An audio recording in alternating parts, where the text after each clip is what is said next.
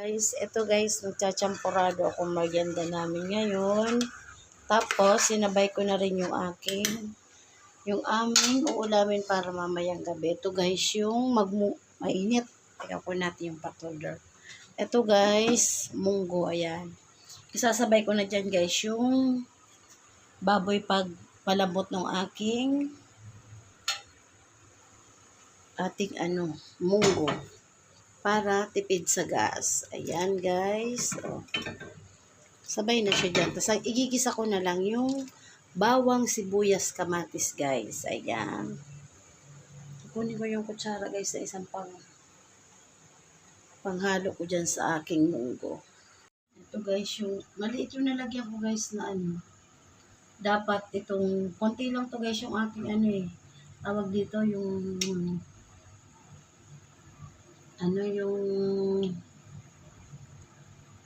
ayan, takpan ko na. Yung ating champurado, guys, dapat baliktad. Dapat pala dito ako nagchampurado. Dito ako nagmunggo.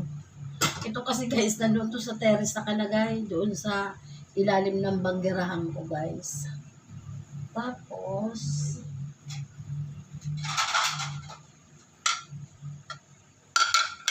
ayan. Takpan muna natin para palambutin natin yung sabay sa paglambot yung karne doon sa guys, sa munggo para tipid sa gas. Di ba guys?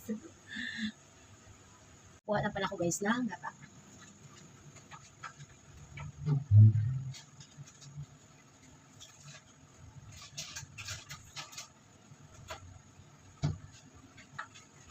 Lagyan natin to guys ng gata yung ating champurado. Ilalagay natin guys, Coco Mama. Ayan. Tapos, haluan natin yan. Simutin natin ito guys, dahil sayang. Tapos, lagyan ko siya guys ng konting Himalayan salt. Kasi mamaya maglalagay tayong asukal. Tapos, kukuha na ako ng ating cocoa guys. Ilalagay natin dito sa ating champurado. Pwede nga to guys, mais na lang. Hindi na champurado. Para maiba naman. Yung mais na nasa lata. Ayun na lang kaya guys, para maiba naman. Sa sunod na lang ako mag-champurado guys. Parang may nataan, tawag dito, ginataang mais. Ginataan mais na may, ginataan malagkit na may mais. Ayun. Ganito na lang ang gawin ko guys. Sa sunod na lang ako mag-champurado. Teka, kukuha tayo ng mais na nasa lata. Diba? Ito na guys, lalagay na natin yung ating kasama guys, pati pati yung sabaw ng ating mais para mas malasa siya. Tapos, lagyan na natin siya ng ang asukal ko guys, was na asukal. Ayan. Dumami guys, oh. Ang bango. Buti naisip ko guys, dapat ito champurado talaga.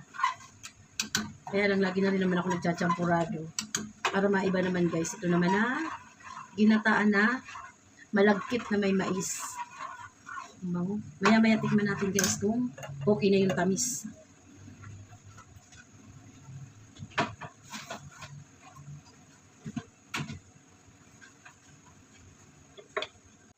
Ito na siya guys. Malapit-lapit na tumaluto. Inaano-ano ko lang guys kasi pag hindi mo hinahalo, natututog yan sa ilalim. Dumami guys. Oh. Dumami siya. Ito palang malagkit ko guys. Ilang oras ko ito binabad. Kasi kaninang tanghali guys. Bago kami kumain, nakababad na itong malagkit. Kasi nanghugas pa ako. Nagluto pa ako guys kaninang tanghali. Tapos, ito na yung ating munggo. Ayan guys. Oh. O diba? Pinagsabay ko na yung ulam namin mamayang gabi. At saka ang aming merienda. Ayan. Maya-maya pagising ng aking maglolo. Hindi ko alam kung tulog na tulog yung aking apo. May merienda na sila. Hindi na magkakape. Ito na lang guys. Oh. Sarap yan ngayong maulan na hapon guys. Ito guys. Okay na. Luto na yung ating ginataang mais. Ayan.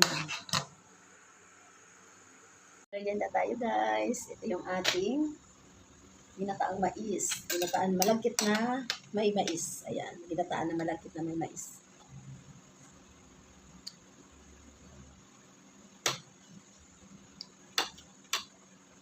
Ito guys, igisa na natin yung pansahog natin dito sa ating munggo. Ayan. Painit. May mantika na pala to guys. Nilagyan ko na siya ng mantika. Tapos,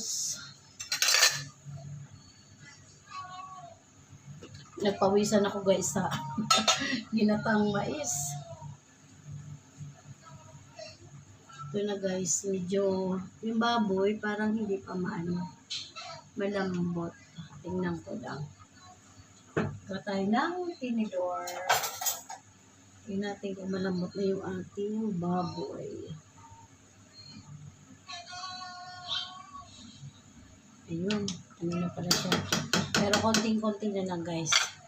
Okay na yung ating baboy. Tapos guys, wala pa akong gulay dyan. Baka mamaya pa. Tapos kunin ko na lang yung tanim ko dyan na alugbati. Guys, meron pa yun na koting dahon. Yun na lang ilalagay ko dito sa ating munggo. Mainit na to guys. Okay na to. Pag samasamahin ko na to guys. Ayan.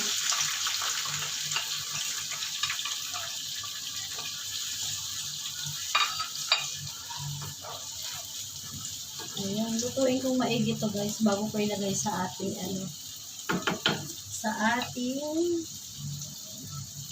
munggo. Lagyan ko na siya guys ng Himalayan salt. Ang ating Himalayan. Ayan guys, lagyan ko pa ng konti. Dapat pala medyo malaki-laki yung kutsarang plastic ilagay ko dyan guys. Kasi ano yun, masyadong maliit. Tapos, lagyan natin ng paminta.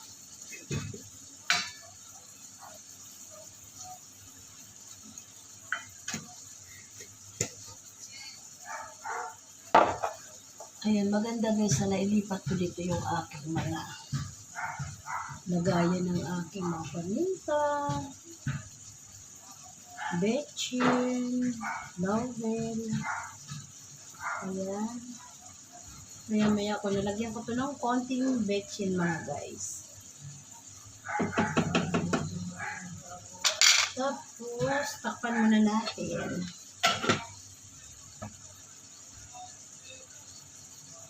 Ito guys, luto na yung ating ginasa kong bawang sibuyas kamatis. Ilagay na natin dito sa ating ayan ko na ito guys.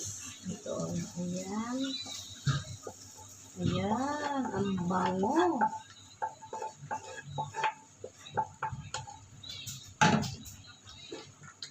Dito ko to guys nilagay sa kabilang kanan kasi medyo maliit yung pinaka-burner.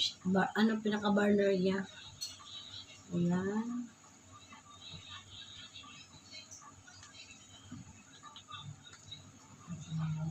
Medyo na na guys. Ayan siya guys. Adilam guys, hindi ko binuksan yung ilaw ng exhaust ko. Tingnan nyo guys, nakuha ko doon sa isang paso na tinanim ko. Yan ang ihahalo natin sa munggo guys. Nakapag-harvest naman si Manay. Yung kamatis ko pala guys, 5 na ang bunga ng aking kamatis. Hindi ko lang pa nabibidyohan. Dito guys, marami-rami din to. Taba rin pati guys, yung isang pasok kasi nito guys, na kumbaga, nakadalawang kuha din ako siya bago rin siya, parang nagtampo rin siya, natunaw siya. Diba guys? Meron pa ito natirang ilang dahon doon sa paso. Maganda talaga ito pag nasa lupa. Ayan. Ang taba o. Ang laki. Diba guys? Nakalibre ng isang tali si Manang na alugbate.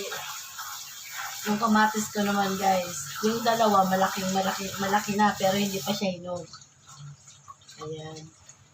Kalibre si Manay ng isang taling alugbate. Ayan. Lagay na natin to guys sa ano, sa ating munggo.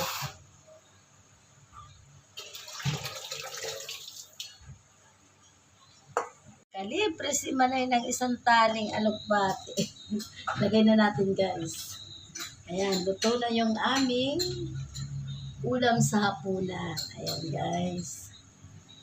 Dalang ko nito si Kuya. Kay paborito to nung apo kong panganay.